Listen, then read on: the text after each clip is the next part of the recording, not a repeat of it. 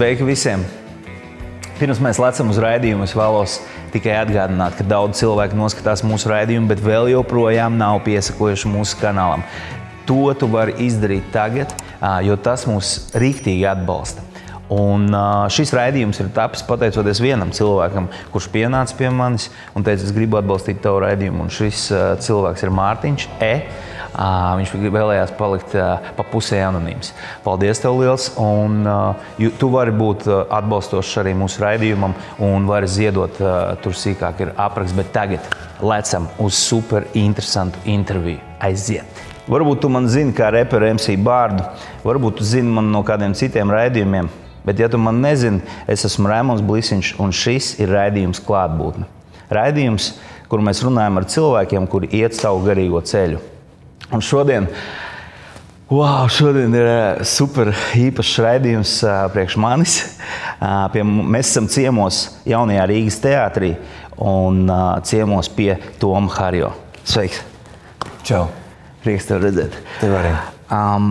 Nozīmīga šī saruna man ir tāpēc, ka es esmu bijis savā jaunībā izolēts no sabiedrības un izlasot vienu tavu interviju, manī tas ļoti norazunāja.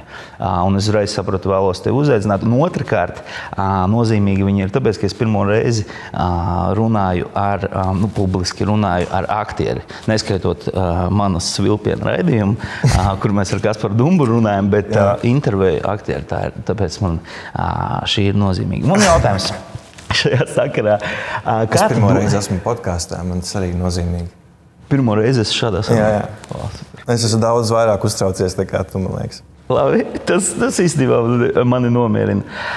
Kā tu pats domā, vai aktieris ir spējīgs būt atklāts kameras priekšā, jo tiklīdz kamera ieslēdzas, man liekas, ieslēdzas kaut kāds cits režīms?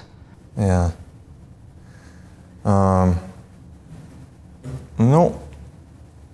Ir aktieri, kas var, un ir aktieri, kas varbūt mazāk var. Un tas ir tā ļoti cilvēcīgi. Cik ļoti tev kaut kāds galvā cenzors ir. Kad tu laiku paturi prātā, ka tas tiek filmēts, vai arī ka... Bet, zini, man liekas, ir daudz grūtāk man kameras priekšā būt kā man pašam, nekā varbūt, ja tas ir kaut kāds aktieru darbs, kad tas ir kino vai vienalga, kad tas ir kaut kādā tēlā, jo tad tu vari paslēpties un tu vari, jebkur iet, pilnīgi brīvi, jo tas netiek, tu neasociē to ar sevi. Un šoreiz, kad tas maskas, un tāpēc, kad ir tā kā tu paštēlā vienalga, tu man kā Tomu intervē, tad sākās. Tad sāc domāt, tad sākās lielā spēle. Tas ir pa īstam, tas sākās nopietnais teātris sākās. Jā. Es ļoti ceru, ka tu varēsi, cik spēsi būt atklāts. Es šo sarunu redzu 3 daļās.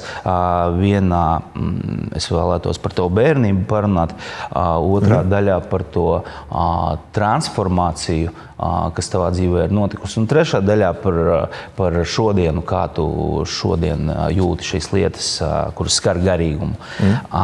Un tad iesākot, es vēlētos, mēs jau pirms raidījuma runājām, ka tev varbūt tu vari ļoti daudz teikt par bērnību, bet tomēr, kad es tev prasu par bērnību, kas ir pirmais, kas tev nāk atmiņā spilgti, ka tu vienkārši, bērnība? Jā, ļoti laimīga bērnība.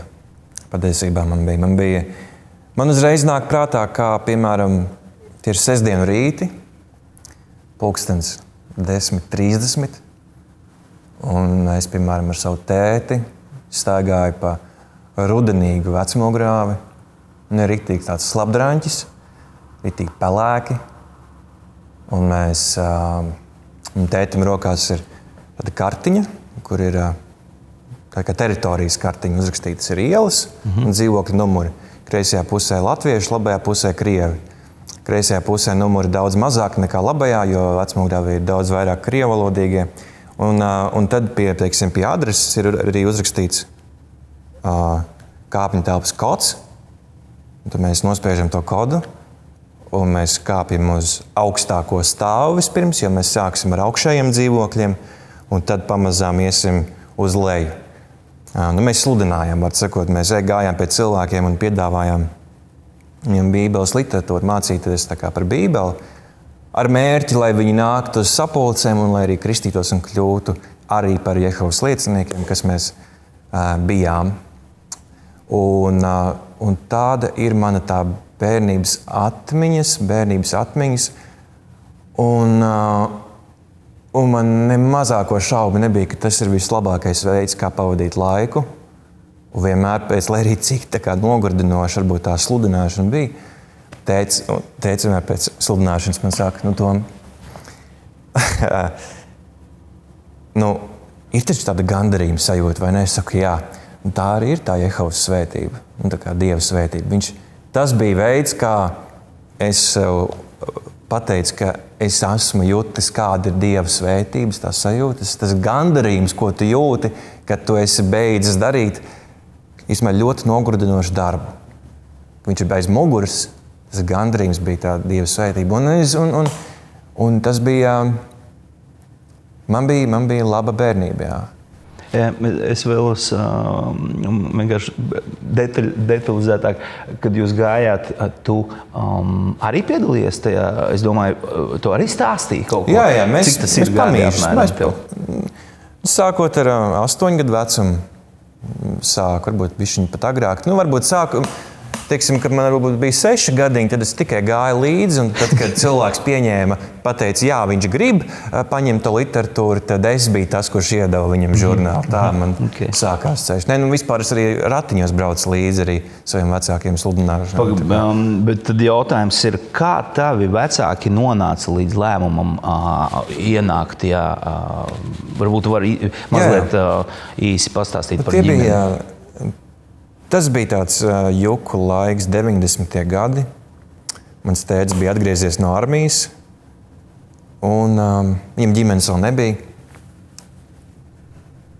Viņš domāja par dzīvi, par kaut kādu tādu dzīves jēgu.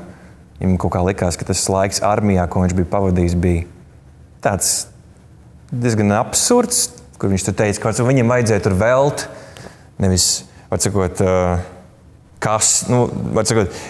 viņam bija jāstumj objekti, kas ir kantaini pa zemi, un var sakot, kaut kas notika viņam tajā visā laikā, ka viņš atgriezās mājās un staigāja pa mežu un mēģināja runāt ar Dievu.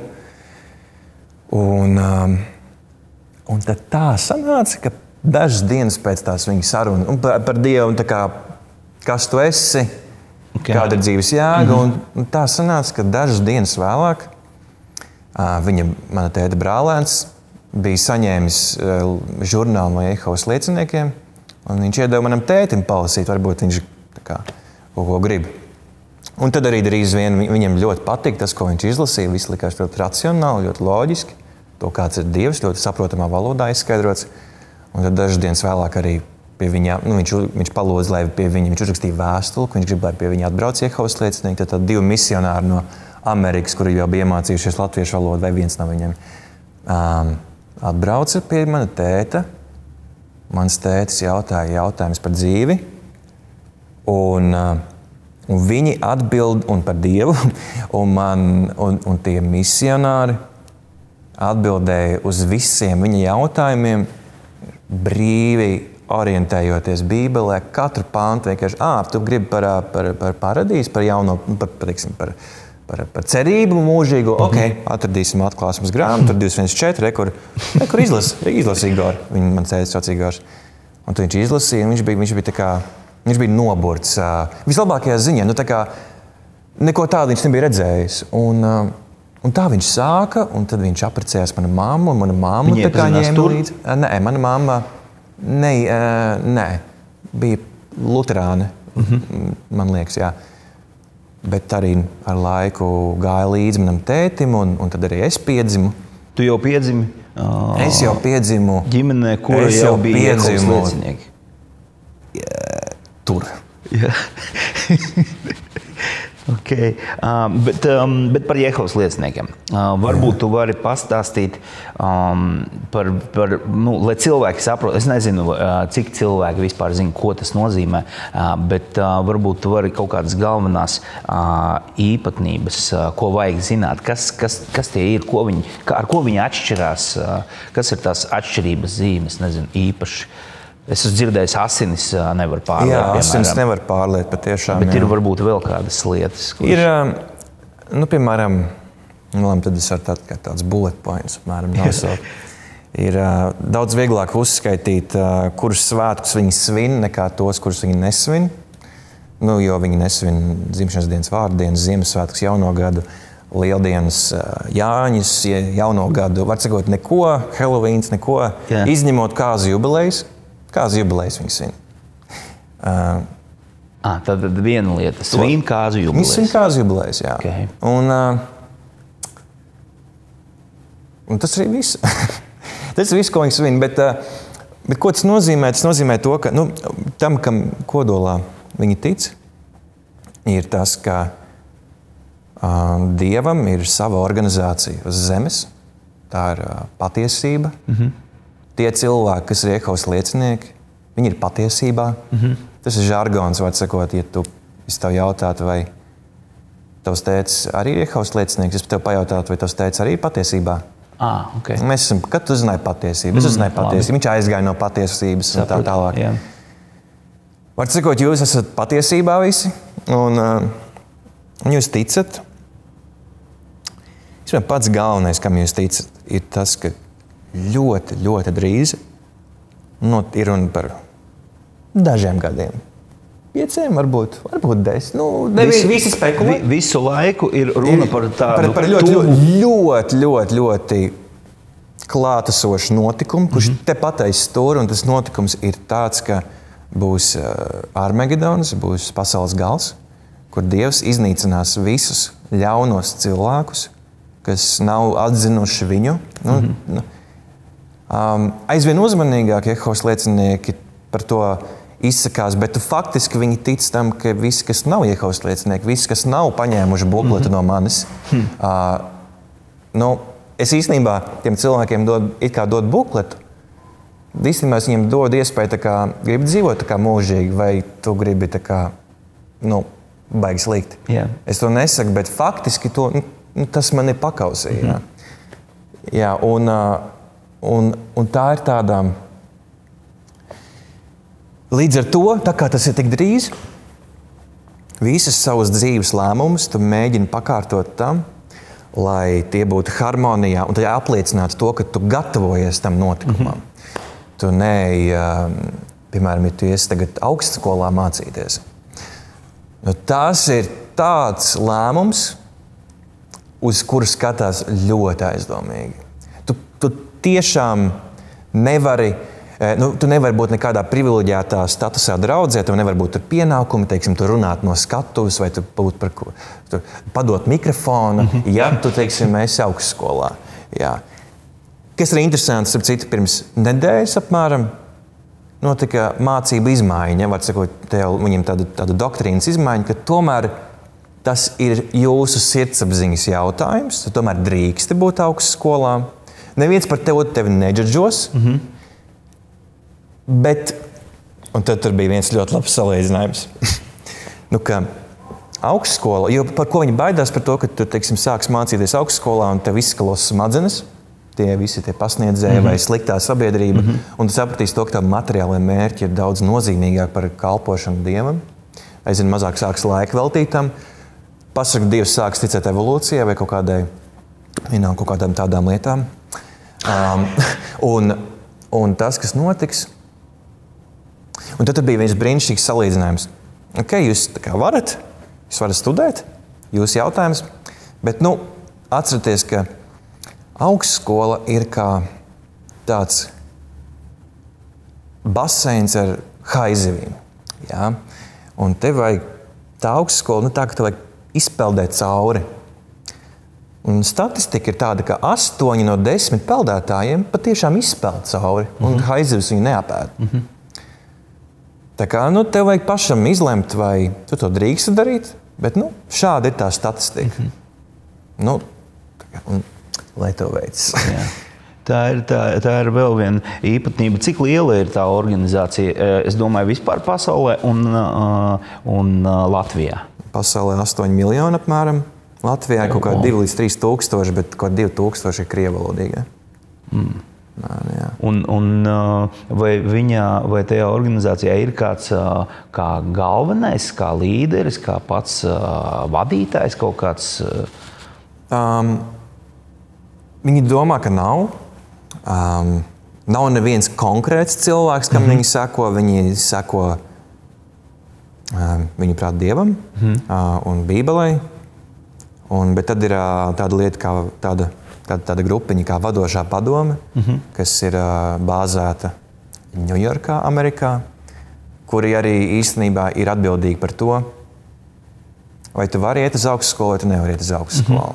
Un tad, kad viņi pieņem šādus lēmumus, un tu vienmēr tie tiek tā kā paziņoti, ka mēs esam ļoti dziļi pētījuši Bībeli, Bībeles tā kā mācības, un mēs esam ar lūkšanu palīdzību sapratuši, ka jūs tomēr varat būt tajā augstskolā.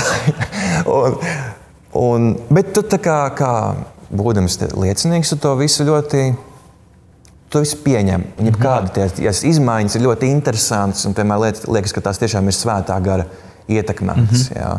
Tu nezini to, ka īstenībā ir pasaulē pilns ar kaut kādiem protestiem, tieslietām pret šo organizāciju, kas īstenībā ir tik daudz cilvēku, kuri nav aizgājuši studēt augstskolā, kļuvuši par nevis, nav realizējuši potenciālu, ko viņi paši sevī jūt. Šīs doktrīnas dēļ, kas pirms nedēļas tika flip-flopotas, atvainojos. Vienkārši viss tā kā, un tad tiem cilvēkiem, un tad tas lielākais, tā sāp, es domāju par tiem cilvēkiem, kuri tā kā izdzird to. Man viens ļoti labs bērnības draugs, viņam 22 gadi, viņš vienmēr gribējis būt par skolotāju. Un Ansis, es pateikšu viņu vārdu. Viņš ir nenormāli talantīgs jaunietis, kurš ir tik empātisks, tik sirsnīgs. Mums bija tik labas attiecības ar viņu, un viņš vienmēr gribēja būt par skolotāju. Un, viņš gribēja mācīt bērniem vēsturi. Un tajā laikā, kad viņam bija jāpieņem lēmums par studēšanu, bija vēl aktīva tā doktrīna, un viņš tāpēc neaizgāja to ceļu. Varbūt vēl viss, kas var mainīties un tā, bet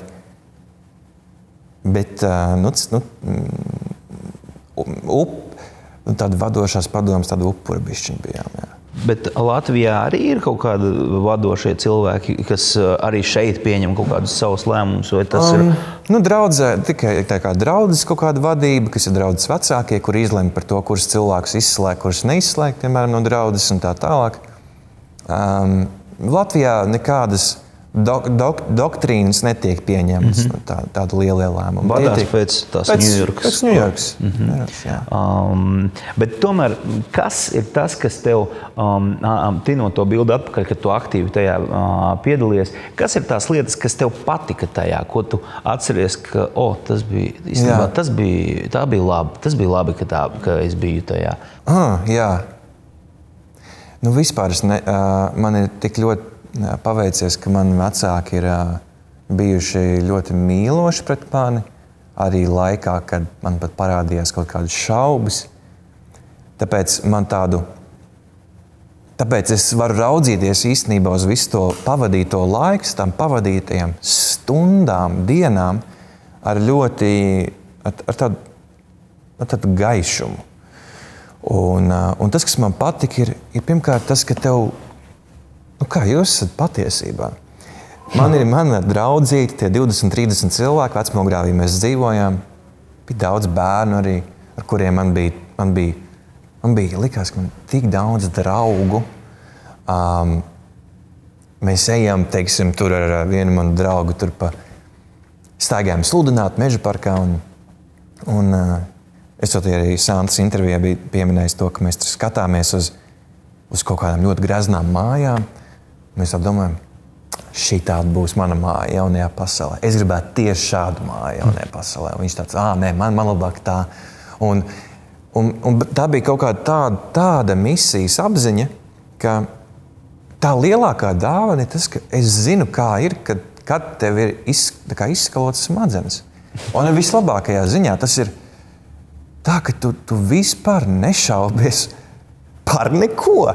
Tava viss, uz ko ir tavi aizsarga mehānismi orientēti, ir tas, kas tev sāka likt apšaubīt to patiesību. Tas ir nē.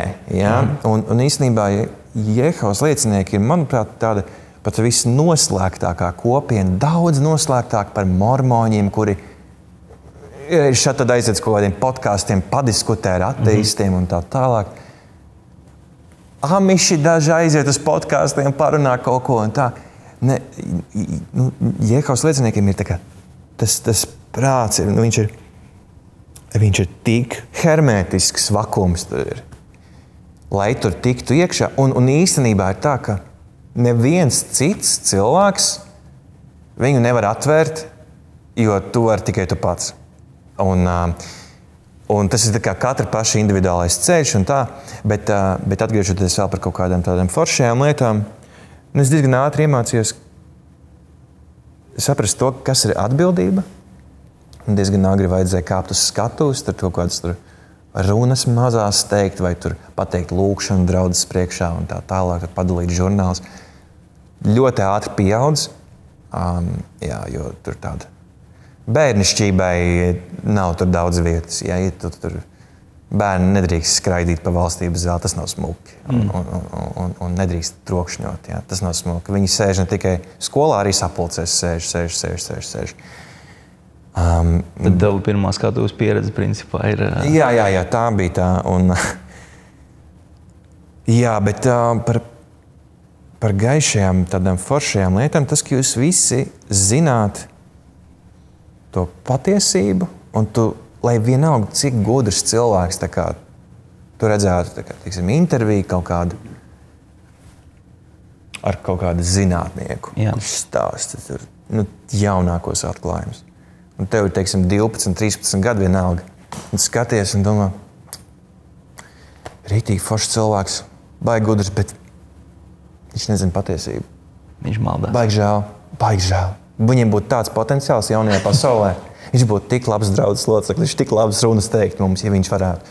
Bet, baigi žēl. Tā ir tāda, jūs it kā jums ir iestāstīts, ka jūs esat nenormāli pazemīgi. Un nenormāli upuri, jo visu laiku jūs skolā tiksiet apsmieti, jūs visu tiksiet apsmieti, jums būs vajāšanas, tu visu laiku tā kā jūs visu laiku apbruņo ar jaunām bruņām, jo tūlīt būs jaunāki. Šitā intervija iznāks, tas būs tā kā paziņojums, vēl viens paziņojums. Esiet uzmanīgi atkritēji, uzdarbojas ļoti aktīvi tagad Latvijā. Jā. Bet tās bruņas īstenībā uzstājas tevi par tik augstu, tev ir tāds pamatojums būt ļoti augstprātīgam. Tā. Tieši pretēji. Kas ir tas, kas tev tu atceries un nepatika? Kaut kas, bet nevis tagad, bet tieši tad tu atceries, šis man nepatika. Un tur es labāk kaut kā savādāk būtu vai kaut kā.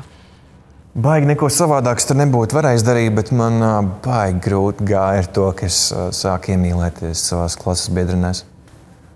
Tas bija pizdēts. Tas bija šausmas. Ir tā kognitīvā disonance, kas tad sākās. Un tas, ka vecāki saprot, ka viņš baigi grib tā kā aiziet uz randiņiem un tā tālāk, bet viņi nevar man to atļaut, viņi nedrīkst man to atļaut. Jo tas būs... Kāda ir doma? Tāpēc, ka tev nevar būt seks pirms kāzām, un ja tev vispār esi 15 gadu vecumā kādas kāzas, ko jūs 3 gadus uz kino staigāsiet, jā.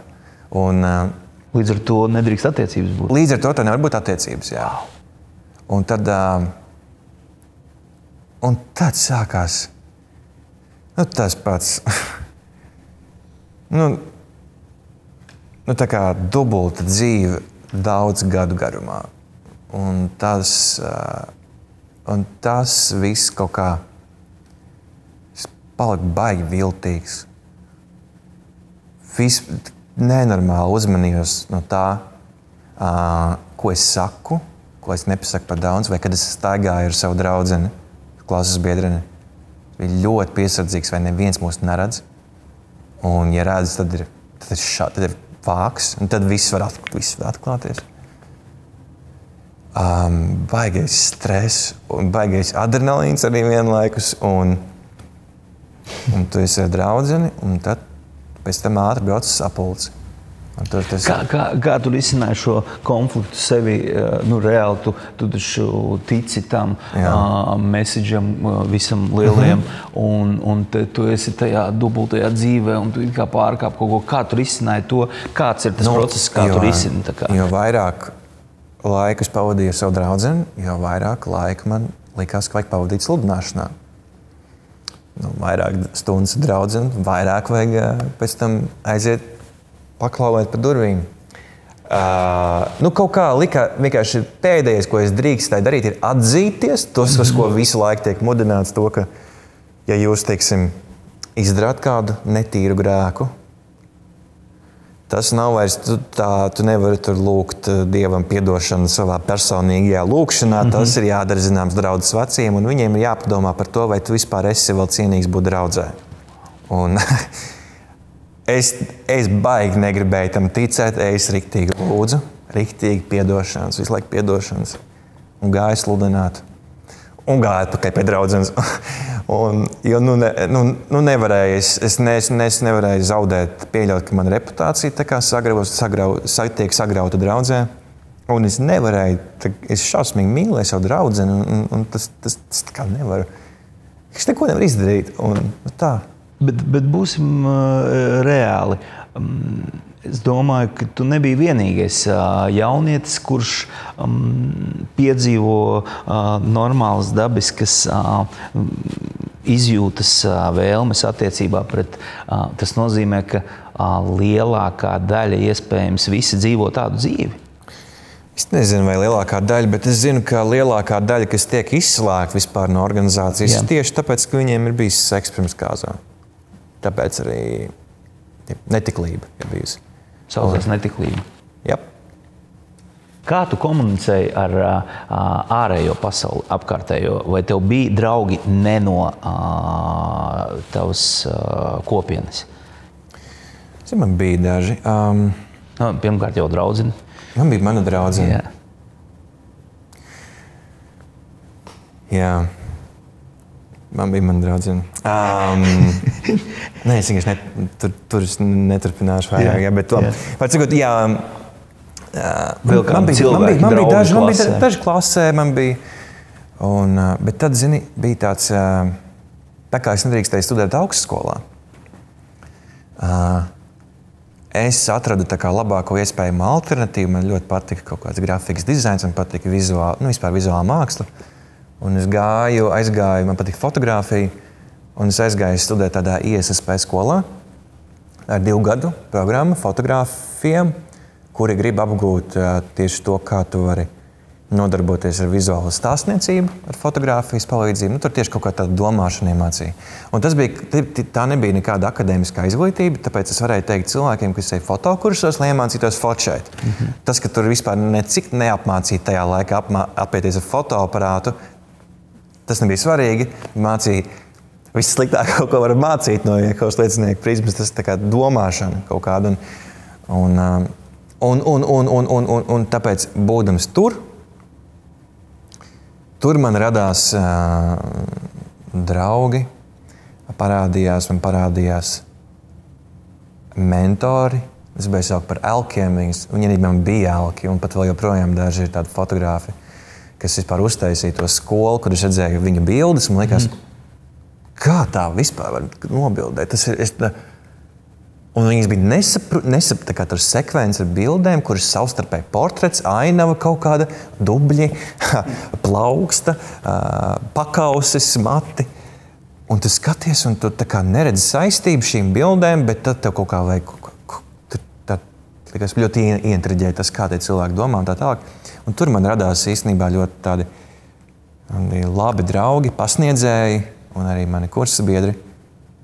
Un, tas man baigi palīdzēja. Jā, cik man bija gadi? Jā. Man bija 19 gadi, kad es sāku tur mācīties. Tad tu vēl biji pārliecināts? Es vēl biju pārliecināts. Tad, kad noslēdzās tā skola, es jau biju izslēgts tajā laikā. 2 gadu laikā notika tāda lieta, ka man izslēdz no draudzes. No 17 līdz 19 vai no 19 līdz 21? No 19 līdz 21. Tu pabeidzi Videni? Jā. Tu biji pabeidzis Videni un tad aizgāji mācīties tajā? Jā. Vai tu atceries, varbūt precizēsim, vai tu atceries mirkli, kad tu sāki aizdomāties, tieši mirkli pirmo, kad tu sāki aizdomāties, pats kaut kas te nav, kaut kas. Jā. Par to. Jā. Tas bija tajā laikā tieši, kad tu mācījies tajā? Jā, tas pat bija tajā laikā. Nu, vienmēr ir mūsos bijušas iesātas tādas ļoti, ļoti dziļas bailes no tā, ko atkritēji runā internetā par šo organizāciju. Tas ir lielākais lielākais, nopietnākais aizliegums ir lasīt to, ko viņi ir uzrakstījuši. Ja tie ir meli, viss, kas negatīvs par šo organizāciju tiek izziņots vienalga mēdījos, tie ir meli. Bet viss pozitīvais gan ir tā kā ok. piemēram, mums bijis kongress, Jehovas liecinieki noīrējuši Daugavas stadionu, un tas Daugavas stadions pēc tā kongresa vienkārši spīdēja un laistījās. Šito ziņu mēs tā kā šērojam, TV ziņu, šo mēs šērosim, bet to vispār tā kā, protams, ka nē.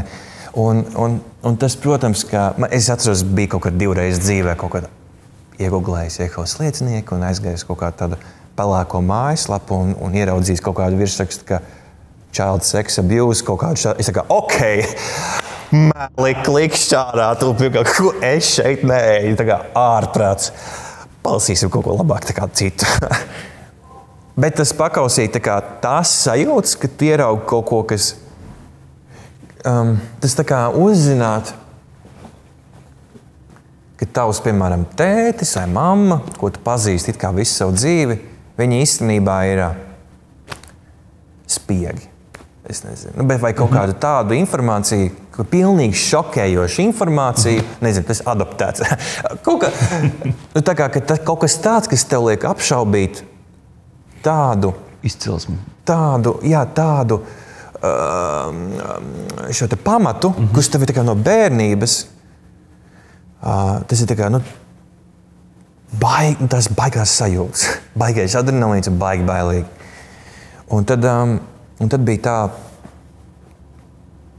ka man vienu brīdi palika bišķiņ garlaicīgi tajās sapulcēs, jo tur ar izņēmumiem, bet runā par visu laiku vienu un to pašu, un tas garīgums visu laiku tiek vienādības zīme likts, kā darbības, kuras tā apmeklē sapulces, pacēl roku, atbildi, komentē kaut kādu pantu, ej sludināt, klauvēt, tas ir garīgums. Tas, ka tu mājās lasi bībeli ar žurnālu palīdzību, tas ir garīgums. Garīgums ir ļoti racionāls darbības. Tam nav nekāda sakars ar tavām emocijām. Tev nevajag tas, ka tu raudi, izdzirdot kaut kādu, nezinu, emocijām netiek piešķirta nekāda vērtība. Ļoti racionāla tāda organizācija un ko es ar to gribu teikt? To, ka man tās, līdz ar to, vienu brīdi man palika garlaicīgi un es iedomājos, es varētu iegooglēt, kādas cilvēki tā kā pretrunas redz Bībelē. Liecinieki saka, ka pretrunu nav. Vai arī, ja ir, tad viņas kaut kā tiek tur tā kā ar tavu intelektuālās vieglatlētikas palīdzību mēs tiekam galā ar šīm pretrunām. Man likās, bet ja es iešu sludināt, un kāds cilvēks man pateiks, kāds tiešām Bībeles zinošs cilvēks man sāks runāt, es baigi nezināšu, ko viņam atbildē. Un tāpēc es gribētu zināt, teiksim, top 5 pretrunas Bībelē. Ar domu, ka es vienkārši būšu gatavs, kā viņas atspēkot. Un es kaut ko tur izlasīju, pat vairs neatceros ko. Bet es jūtos, es to paņemšu. Es zinu, Jehovas lieciniekiem ir taisnība. Tur nav nekāda pretruna Bībelē. Es lasu, tā kā, un tas vēl bija kāds kristīgais fórums, kur, protams, arī bija ļoti subjektīvi tie jautājumi vērtēti. Un tad tā doma prasmīgāks sludinātājs. Un kaut kā es ieraudzīju vienreiz kaut kādu YouTube tādu attēlu video, kur dokumentālā filma no 80. gadiem, kad pie vienas no galvenajiem Jehovas liecinieku ēkām, Bētela saucās Ņujorkā, ir bijuši protesti. Cilvēki ar zīmēm stāvējuši. Jā, un es ieraugu, izslēdzu ārā, un kas tas tikko tāds bija? Protesti pret mīlošāko organizāciju pasaulē? Kas? Ok, es tur vairs neatgriezīšos, paldies, bet tā bilde kaut kur palika, un tad es noskatījos to filmu, un es saprotu to, ka izrādās, Jehovas liecinieki bija gaidījuši pasaules galu 1975. gadā. Es tādu informāciju uzzinu. Neko, nekad neviens par šo nav teicis. Un izrādās arī 25. gadā, un arī vēl 14. gadā, un vēl īstenībā vēl. Un tad es jūtu, ka kaut kā tā piramīda nevis tā kā pamati tika brucināta, bet tā kā dzimšanas dienas tā kā īstenībā. Un tad es sāku lasīt, vai sakot, pētīt to tieši to Jehovas liecinieku, tā atkritēju mājaslapas saucamās, bet īstenībā tas, kas tur ir rakstīts, tur tikai tiek citēta literatūra, ko paši Jehovas liecinieki ir izdevuši, vienkārši sanāk. Citējam 50. gadu literatūru, ko viņi rakstīja, ko viņi gaidīja. Tad 70. tas viss. Jā. Un tad tā kā... Tas bija pirmais brīdis, kad tu atceries, ka bam. Jā, es atvēru to mājaslapu, es ieraudzīju šos pa gadiem kaut ko, un es aiztaisīju ciet datoru, bet tā kā tas šoks bija... Tu vienkārši nevari vairs ignorēt šo informāciju. Jā. Un tad, kad tu tā kā nomierinies, un tad atkal atver, nošakējies, aiztaisi ciet, nomierinies, un tad... Kāds bija pirmais brīdis, kad tu tiešām izjuti un pieņēmi lēmumu viss? Es esmu ārā. Jo noteikti tas ceļš transformācijas viņš bija ilgs, bet kad tu saproti, pieņemsim, man bija tāda situācija dzīvē, es atceros, es arī biju draudzē, un tad es izgāju ārā no viņas, un es atceros tādu spilgtu mirkli, kad es uz savu balkonu runāju ar cilvēku pa telefonu un tur sūdzējos par savu dzīvi, un viņš man saka, bet tev taču ir Dievs, un es tā, bet es neticu Dievam. Jā. Un tas bija mans mirklis, ka es esmu tik tālu aizgājis, ka es varu pateikt tādu frāzi, tas ir neticami vienkārši. Varbūt tev ir kāds mirklis, kur tu atceries, ka tu esi ārā, un kādas bija sajūtas. Man bija viens daudz zīmīgāks brīdis par to, kur es tagad nosaukšu, jo man bija brīdis, kad es sapratu, ka es kaut kad nomiršu vispār. Es biju no bērna, kā es biju pārliecināts, ka daži gadi, un es dzīvošu mūžīgi šeit paradīzē uz zemes, un bez slimībām un tā tālāk, var sakot, viens brīdis bija, kad es sapratu, ka es tagad nomiršu. Man ir limitēts man dienu skaits. Tas bija tāds traks brīdis. Un tad tev kaut kā vajag piedzimt no jauna, kaut ko uzbūvēt tev sev no jauna, kas ir labs, kas ir slikts un tā tālāk. Bet, var sakot, es sapratu to, ka es neesmu bijis patiesībā. Šī nav patiesība. Šī nav noteikti. Šis organizācija noteikti nav tas kanāls, kā Dievs runā ar cilvēkiem. Tur ir ļoti labi, ļoti garīgi, ļoti izglītoti cilvēki, par kuriem man ir pilnīga pārliecība, ka Dievs mīl viņus tieši tikpat ļoti kā visus citus cilvēkus un tā tālāk, bet vienkārši tam, ka viņiem ir šāda denominācija, nav nekāda sakara ar to Dievu mīlestību. Man baigi pārliecināts, tagad es izklausos, man pārliecība, man līdz ko es šausmīgi pārliecināts par kaut ko es jūtos, man sarkanās lampiņas deg. Šī pārliecība man asociējās ar kaut kādu ar sliktu pārliecību, bet es beidzu ticēt Jehovas lieciniekiem, tad es beidzu ticēt kristietībai, tad es beidzu ticēt Dievam, un tagad, un var sakot, tas man bija tāda solīša, tagad ir absolūti tāda ļoti liela pietāta pret to, ko es nezinu, un es absolūti pieļauju, ka ir kaut kas daudz gudrāks par visu šajienu un tā tālāk. Bet man mīļākais laikam brīdis vispār bija tāds, ka pirms 2 gadiem mani vecāki, arī mani vecmāmiņa, kurai 85 gadi vai 84, izgāja ārā no tās organizācijas. Man vajadzēja kaut 7 gadus ļaut vecākiem dzīvot tajā organizācijā, nespiest viņus tā kā nākt ārā. Es ļoti uzmanīgi kaut kad ar viņiem par kaut ko runāju, par kaut kādiem faktiem, bet es zinu, ja tu nāc tā kā ar faktiem virsū, tu vienkārši momentā bruņas aiztaisiet. Nekā, jā. Un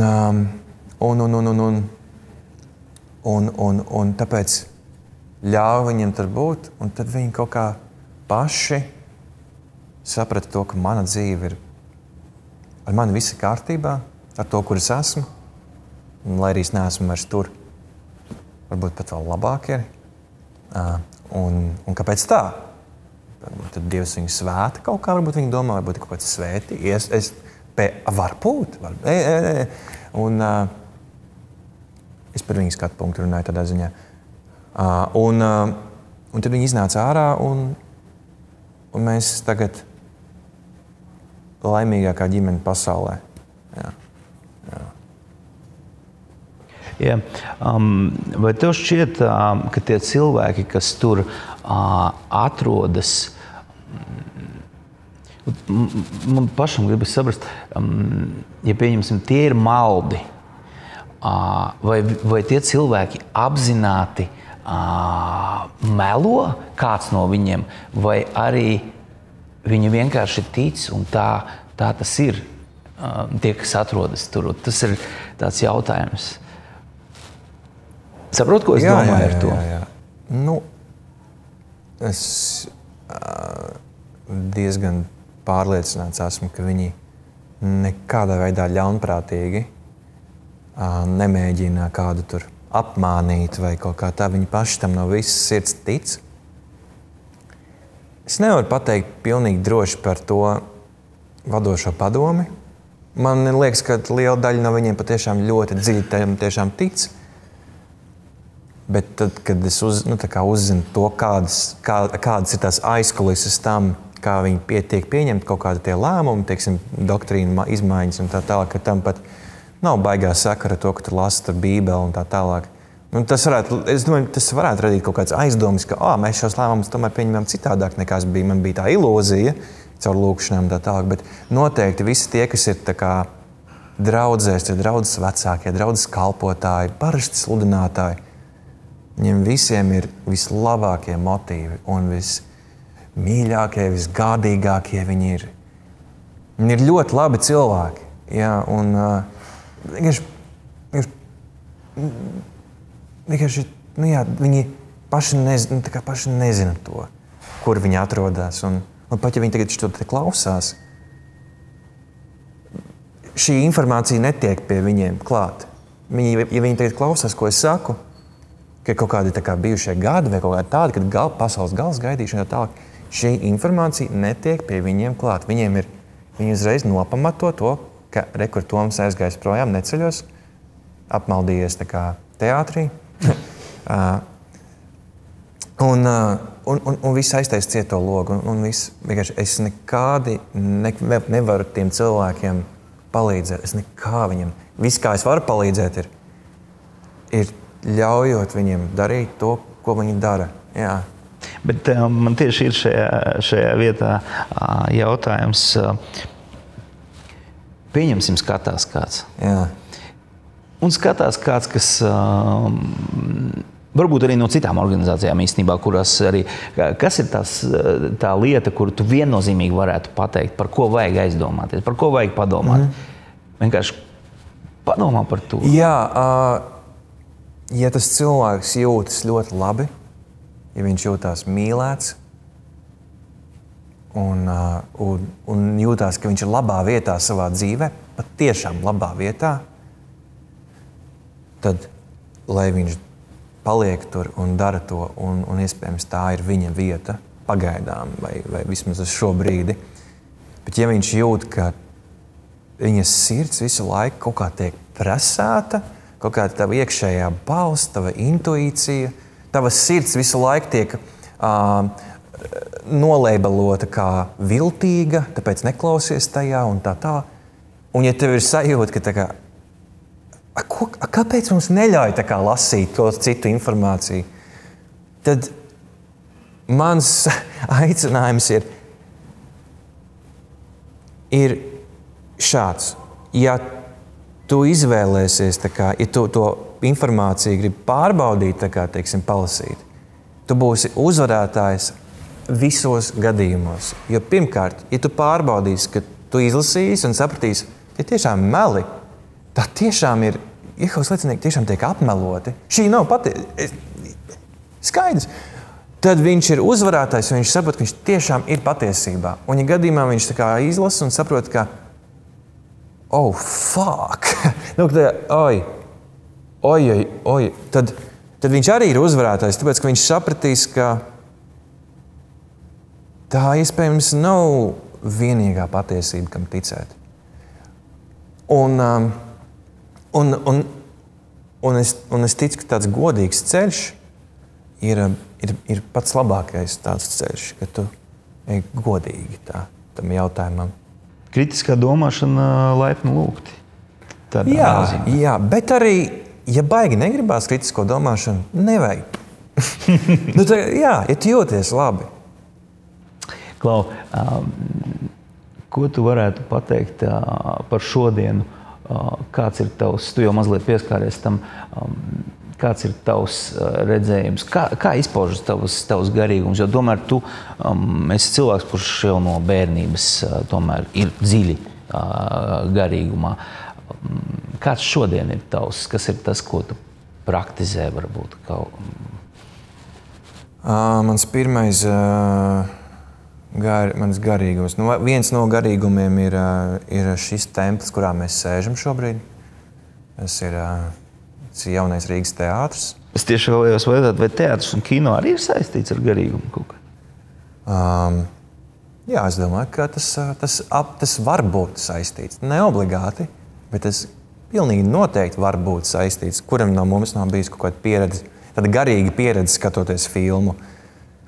Arī jautājums, ko katrs saprot ar garīgumu, bet man liekas, ka vismaz maniem garīguma kritērijiem tas atbilst teātris. Jo te mēs domājam par cilvēkiem, lai arī fiktīviem cilvēkiem, bet īsti cilvēki ir uzrakstījuši šos fiktīvos cilvēkus īstenībā. Un domāt par cilvēku, par viņa dabu, par viņa pretrunām, par viņa šaubām, tas ir mans temats, kaut kā baigi. Es tā pēdējā laikā arī esmu tā sapratis, ka šis ir mans ceļš, tā aktieru profesija. Un jo tas tā kā sludināšanā mēs mēģinājām saprast, ar kādu cilvēku es šobrīd runāju, kā man ar viņu runāt, kuru žurnālu piedāvāt. Par medicīnu, vai par ģimenes dzīvi, vai par kosmosu, vai par veselīgu uzturu. Un līdz ar to tāda muļķīga detektīva profesija man bijusi klātesoša visu dzīvi un arī šobrīd, kad mēs tur spēlējam un tā tālāk. Bet zini, kāpēc man liekas, tas teātris ir tāds garīgs? Baigi uzreiz patos ieslēdzās pamanī, bet es atvainojos par to. Bet katrā ziņā tas garīgums ir nevis brīdī, kad ir kaut kādi ārēji aplausi vai atzinība, bet tas garīgums ieslēdzās tad, kad tu ar savu partneru uz skatuves jums ir īsts saslēgums, lai arī jūs jau tur ento reizi runājat vienus tos pašus tekstus, bet tā ir kaut kāda tā atgriezeniskā garīgā saite, ko varu dabūt es arī. Un daudz citi aktieri ir tieši tas, ko viņi arī meklē, no kā pabaroties un tā tālāk. Kad tu esi bijis klātesošs savam sarunu biedram uz skatuves. Šis ir tāds ļoti lielākais, un bez tā es mēģinu meditēt ikdienā, 10 minūtes dienā. Ko tas nozīmē? Tas nozīmē to, ka man ir ļoti konkrēti izstāstījuši programma Waking Up, kuru uztaisījis tāds zinātnieks, laikam, filozofs Sams Harris. Un viņam ir tāds introductory course, mēnesi garš, kur viņš 10 minūtes dienā tev liek vienkārši pamanīt to, kas ir. Tā meditācijas mērķis nav atslābināties, nav gūt kaut kādu eiforiju. Īstenībā ir tavs mērķis, tā man vismaz šķiet, un tas mans jaunākais atklājums ir, ka tā sajūta, ka tev kaut kas ļoti, ļoti patīk. Un tā sajūta, ka tev kaut kas ļoti, ļoti nepatīk. Ja tu uz to tā paskaties, ar tādu apzinātību, tas ir faktiski viens un tas pats. Tā ir vienkārši enerģija, kurai tu piešķir to, ka tā ir patīkamā, un tā ir nepatīkamā enerģija. Abas divas ir enerģijas, kurām īstenībā ar tevi nav pilnīgi nekāda sakara. Un tas, ka tu vari nebūt savas domas, tu vari neidentificēties ar savām domām un pamanīt kaut kādu pēkšņi ļoti gruzdošu domu sevī kā skaņu, kas, teiksim, nobrauc mašīnu garām. Un pār to skaņu tev nav nekādas kontrolas, viņa vienkārši parādās un pazūd. Un uz kaut ko līdzīgu arī tā meditācija, kuru praktizēju es, iet uz to, ka viss, ko tu pieredzi, ir parādība tavā apziņā, bet tas, ka tu neesi savas domas, bet tu īstenībā esi kā platforma vai vieta, kur visas šīs lietas parādās. Gan domas, gan skaņas, gan maņas, gan redze. Ka tu īstenībā neesi tas, kurš skatās aiz sejas. Tu visu laiku liekas, ka es esmu aiz savas sejas. Un tā īstenībā tie ir mani vizuālie, kas ienāk šitien tev. Un es esmu tikpat ļoti aiz savas sejas, kā aiz savu ceļu. Un tur tagad mēs aizējam tādā bīstamā teritorijā, es jūtu. Bet par garīgumu runājot, tad tas kaut kāds ir tas mans pašreizējais ceļš. Tā. Par kino runājot, tajā intervijā lasīju, ka tu par savu šo stāstu principā gatavo filmu. Pastāst, kādā stadijā tas ir un... Jā, mums scenārijs būs gatavs dažu mēnešu laikā.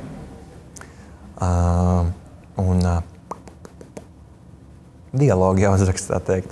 Bet, tu strādā ar kādu dramaturgu? Es strādāju kopā ar Staņislavu Tokolovu. Viņš ir lielisks kino režisors, scenārists, kurš Padomju džins uzrakstīja, uzfilmēja Viss būs labi, Mīluli un tā tālāk. Un, viņš man šobrīd ir mentors, kurš man iedrošina un palīdz un tā tālāk. Man lielais tas, ka aiziet sākam, ka ir laiks par šo runāt, bija brīdis, kad man vecāki izgāja ārā no organizācijas. Ka kaut kāds aplis noslēdzies un par šo var runāt. Un to arī kaut kā sanāca tā, ka tā intervija Santā iznāca, kur bija pirmo reizi, kad es tā kaut kā publiskāk par to pastāstīju. Un tad tu piezvanīji, un tieši tā filma kaut kā top.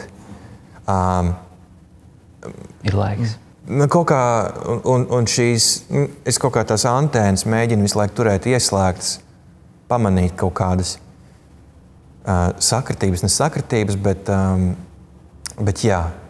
Žanrs būs drūms, drāma, vai tas būs arī ar komēdiju mazliet, vai tas, tas būs bojevīgs? Tas bija joks par bojeviku. Bet es zinu, bojevikiem nav nevainas, un tur varētu arī bojeviks sanākt. Un beigas filmai vakar kādreiz tieši rakstīja beigas. Aizgāja tajā tevis minētajā žanrā. Redzēs, kur tas viss aizies. Bet galīgi nevajag kaut kādu drūmo drāmu. Mums taču bija tik forši tur. Mums taču bija tāda gaisma. Mēs bijām tik laimīgi. Visu laiku kaut kāds pretrunas, bet tā kā maskējam viņas ciet un ejam tālāk sludināt. Un tur ir viss. Gribētos tā, lai ir iemesls riktīgi priecāties līdz tiem cilvēkiem un riktīgi bēdāties par viņiem. Un gribēt, lai viņiem viss izdodās un žēl. Nu, var sakot, kaut kā tur viss, mēs jau tur pieredzējām, tas brīdis, kad tevi izslēdz no draudzes, tas tā kā šausmīgākais brīdis manā dzīvē, kad tie 30 cilvēki tavā draudzē, un tu tiec izslēgts, un ar tevi pēkšņi visi tavu bērnības draugi, ar kuriem tu esi ciemos eit un tā tālāk, ir paziņojums, Toms Harjo vairs nav Jehovas liecinieks, un tajā brīdī viņi ar tevi vairs neveido acu kontaktu. Un tu ej pa to zāli, un neviens cilvēks uz tevi neskatās. Kad tev bija publiski jāpiedalās tajā pasākumā, kad izslēdz? Tā bija... Ja es gribēju atgriezties, man bija jāturpina iet uz tām sapulcēm, kur tas paziņojums tik izskanēja. Es gribēju atgriezties, es tam ļoti, ļoti ticēju.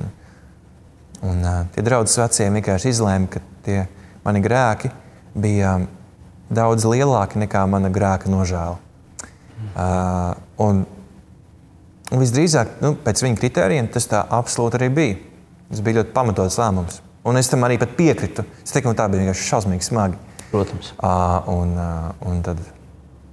Un tur var sakot ir, jā, daudz drāmas, bet tā viss tomēr ir spēle, kuras noteikumiem tu seko, un tajā ir kaut kas arī aizraujošs, protams. Tā. Fināli jautājumi. Jā. Īsas atbildes. Varbūt arī kaut ko var piemetināt. Pirmais jautājums.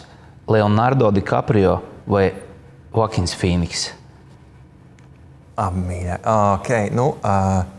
Zini, Leonardo DiCaprio iespējams. Man liekas, ka viņam vienkārši... Viņš ir tāds racionālāks džeks. Un viņam vajag vairāk pastrādāt, lai viņam iznāk tā spontanitāte ārā. Man liekas, ka viņš ir tāds čaklāks džeks. Es varbūt gribētu domāt, ka es ar viņu vairāk identificējos. Man arī ir reizēm vajag pastrādāt, lai nonāktu pie kaut kādas tādas neizfiškotas reakcijas un tā. Tāpēc. Kas tev visvairāk nepatīk cilvēkā? Laikam jau, ka liekulība. Un kas tev iedvesmo cilvēkā? Godīgums. Filma, kuru obligāti ir jānoskatās. Bet godīgums, zini, tāpēc, ka ja vēl es redzu, ka cilvēks ir godīgs un viņam ir ko zaudēt ar savu godīgumu, to es novērtēju visvairāk. Tā ir tāda drosme, ka tu tici godīgumam. Jā. Kas bija nākamais filma? Filma, kuru obligāti jānoskatās. Neskaitot tavu topošo. Vēl jau nezinu, vai viņi būs jānoskata, vai viņi tiešām būs rekomendējami. Es ceru, ka būs. Bet īstenībā, lai iet Eddingtona. Eddingtona tikko noskatījos, tā ir tāda Joaquins Phoenix kādreiz galvenajā lomā par Covidu un to, kā cilvēki ļoti aiziet vienā vai otrā burbulītī, tādā sektantiskā. Man liekas, ļoti laba filma bija. Un pēdējais. Ja tu sevi satiktu pirms 15 gadiem, ko tu sev pateiktu?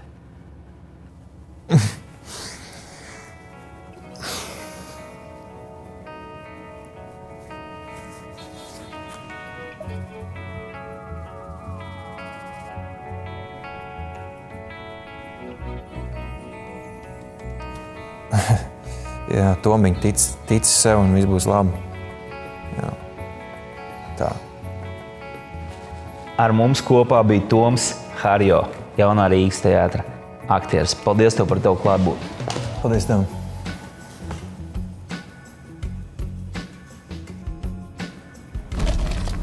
Milzīgs paldies par to, ka tu skaties šo raidījumu. Tagad iekomentē, kas ir 3 top vai arī kaut vai vienu nosauc lielākās sektas vai lielākie maldi, kurus tu zini. Varbūt kādu pieredzi tu vari ierakstīt komentārā. Un ko tu vispār domā par šo tēmu? To ieraksti komentārā. Bet pārējais paldies liels par tavu klātbūtni un tiekamies nākamajā raidījumā.